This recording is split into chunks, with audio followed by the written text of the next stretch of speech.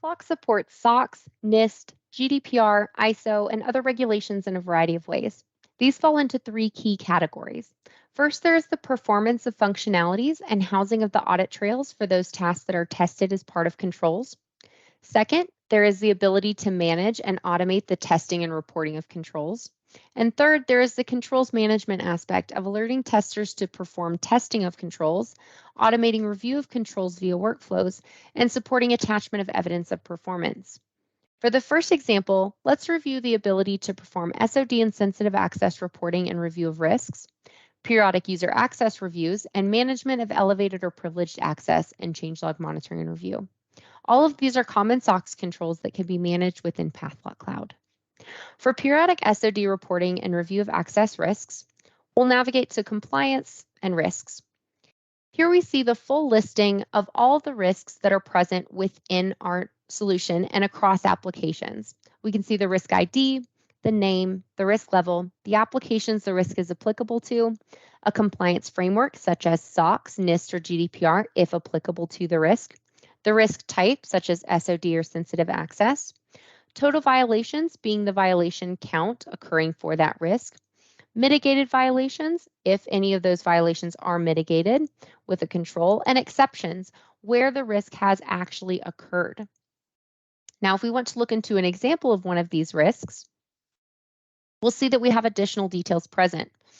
We can see, for example, an additional detailed risk description, policy details. This is the fine-grained rule set that's utilized to perform review of if that risk is occurring. We can see here in this one side of the risk is checking for SAP Ariba objects, while the other side is checking for SAP ERP values of transaction, authorization object, and field value.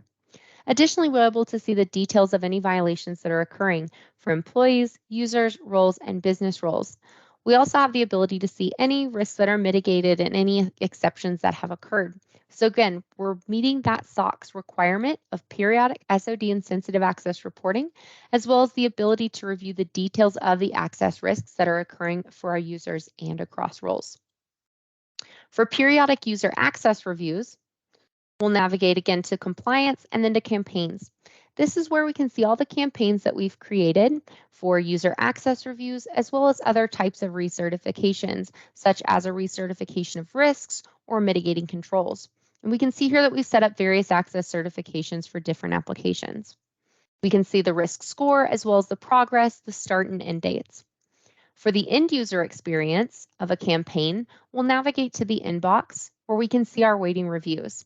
From here, we can select reviews to view, such as an Oracle EBS Access recertification. We can see how long it's been waiting for us, as well as the number of authorizations that we need to review. By clicking on details, we'll be able to open up a specific campaign for our review. We can see the task that we have to perform for the review, our total number of pending approvals, and then we see the details of all the users that are in scope for our review. For each user line item, we can click to review and see the details of that user as well as the access assigned to them. And on a line item basis, we can go in and determine if we want to approve or reject access as well as add comments. And with each line item, we have visibility into any risk that may be caused by that access. This is going to meet our SOX control of performing a periodic review of users' access, as well as maintaining that audit trail for who performed the review and the time at which that review was completed. Now, for privileged users, we can navigate again to compliance and then to privileged sessions. Now, it's important to remember that prior to reviewing our privileged sessions, there is some administrative work that we have to complete, which includes setting up our privileged IDs and roles that we will be allowing users to check out, as well as building the workflow that will be utilized for routing those for approval and review. Once we've completed that and our users go through and check out IDs or roles for usage, we can see the full listing of all privileged sessions here. This allows audit to easily access this listing so they can select their sample size that they would like to review for all the proper sign-offs. We can see the request ID, the risk level, if applicable, of the request, the status, approved or declined, when it was opened, who the user was, who the reviewers were. When any of these is selected as a sample, audit can go into the particular request ID and they can see additional information such as the details of the request, why it was requested, terms and conditions, as well as details of the request start date, when it was granted or approved, when it was completed for usage, and when it was finished. In addition, the system is automatically going to append this file that shows any changes that were performed with this ID so that can be reviewed for sign off by the owner of this ID. That closes the loop on our SOX requirement for not only managing the checkout of privileged access by users, but also the review of the changes that they've performed with that access. Next, we'll review Pathlock's ability to manage and automate testing and reporting of controls. For example, IT general controls, ITGCs, we can set up the required controls into Pathlock Cloud and set automated monitoring so that if a deviation from the accepted control occurs, or if the activity being monitored occurs, we can receive real-time notifications to alert the relevant parties, and the reports can also be generated. For example, let's review a couple typical reports of users, things like directly accessing SAP tables, simultaneously logging in from the same terminal, or report of key events that we've defined.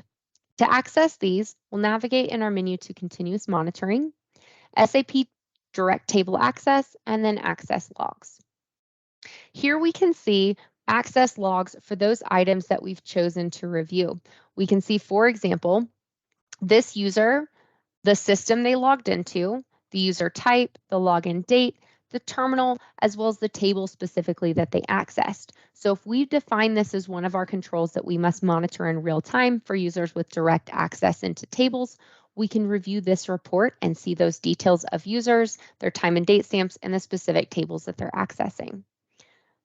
Now, similarly, if we want to review that suspicious activity where multiple users are logging in from the same terminal, we can navigate to this report where we again can see a time and date stamp, the first user logging into the terminal with that terminal identifier, as well as the secondary user that's logging into the same terminal, as noted here. Again, if we have defined these to be part of our SOX controls, we can set up this automated logging and reporting. And then lastly, if we have specific events that we want to monitor and be notified of, we can navigate here and we can set this up. We can choose the systems that we'd like to review this for. I'm going to select a couple here as an example, and then we can click on display. And what this will load for us is a list of any of those events that we have predetermined we should be reviewing and monitoring in real time. For example, a role has been created that contains activities that cause a violation of a certain risk, or a violation of a risk was resolved. A new employee has been created, or an employee was terminated. Terminations in particular are a very common SOX control where we know that we need a list of all terminations that have occurred so we can confirm that their access was removed in a timely manner. So again, each of these is going to help us meet those SOX controls specific to events that we need to monitor and report on in real time. Lastly, let's take a higher level look at controls management. This includes the configuration of controls and testing, alerting testers to perform testing of the controls, and the ability to set controls for automated versus manual reviews.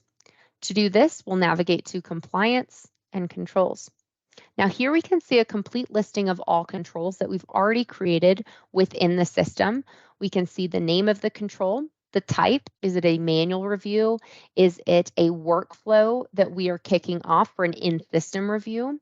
Is it a workflow that requires every row of the report to be reviewed? Or is it a workflow where we're attaching a report for review? There's various different types that we can select. We can show the recurrence of it, the frequency at which that report is occurring, daily, weekly, monthly, etc. The next run date, the status, if there's an associated compliance framework such as SOX, the owner, assignee, and process that's following. So, for example, we want to create a new control. We first enter in the name of the control, the recurrence, so the frequency. We'll identify the owner of the control, the assignee, a short description, and a long description for this control. Under documentation, we can detail out the procedure that must be performed for this control to be successful. We can also associate a compliance framework with it, such as SOX.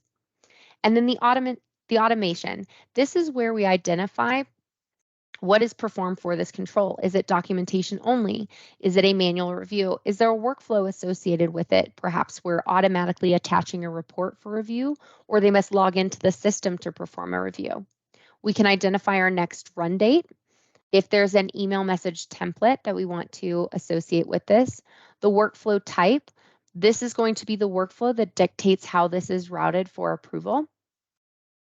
And if we want to send it automatically or make any adjustments to those reports, for example, splitting by column. Once we complete the setup of this process control, we'll see it listed here in this report. Now, let's take one of these, for example, to see what it looks like when we actually log into it. We simply click on the control. We can see the overview, so all the things we saw on that last screen.